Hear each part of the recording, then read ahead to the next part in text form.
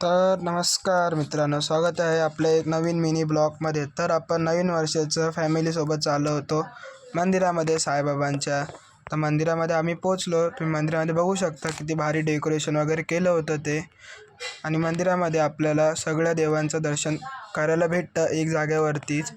आणि ह्या मंदिरात जाऊन खूप प्रसन्न वाटलं. आणि इथे साईबाबांची मूर्तीसुद्धा खूप सुंदर आहे. मित्रांनो, आपल्याला नवीन वर्षाच्या पहिल्याच दिवशी एवढं सगळ्या देवांचं दर्शन एकाच जागेवर भेटलं, त्यामुळे खूप भारी वाटत होतं. आणि आपण आता लाईनीने साईबाबांजवळ पण पोचलो होतो मंदिरात. साईबाबांची मूर्ती तर खूप भारी होती. आणि आता पाया वगैरे पडून झालं.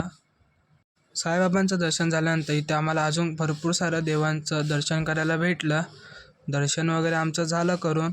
आणि पुढे आल्यानंतर इथे आपल्याला विष्णुदेवांची खूप अशी सुंदर मूर्ती बघायला भेटली. आणि इथे आपल्याला महादेवाचं सुद्धा दर्शन झालं. आणि तसंच शनिदेवाचं आणि हनुमानरायाचं सुद्धा दर्शन भेटलं आपल्याला. तसंच इथे नवग्रहांचं सुद्धा दर्शन झालं. तसंच मित्रांनो, इथे पुढे आपलं विठ्ठल रुक्माईचं सुद्धा मूर्ती होती. मित्रांनो, दर्शन वगैरे झाल्यानंतर गाभाऱ्यामध्ये थोड्या वेळ बसलो होतो साईबाबांच्या. आम्ही दर्शन वगैरे करून बाहेर आलो आम्ही. तर मम्मीने येताना साईबाबांजवळचा एक हार घेतला होता. तो दादा आणि पप्पा गाडीला घालत होते. मित्रांनो, मी माझा ब्लॉगचा एंड इथेच करतो. तुम्हाला ब्लॉग आवडला असेल तर नक्की लाईक करा आणि सबस्क्राईब करा.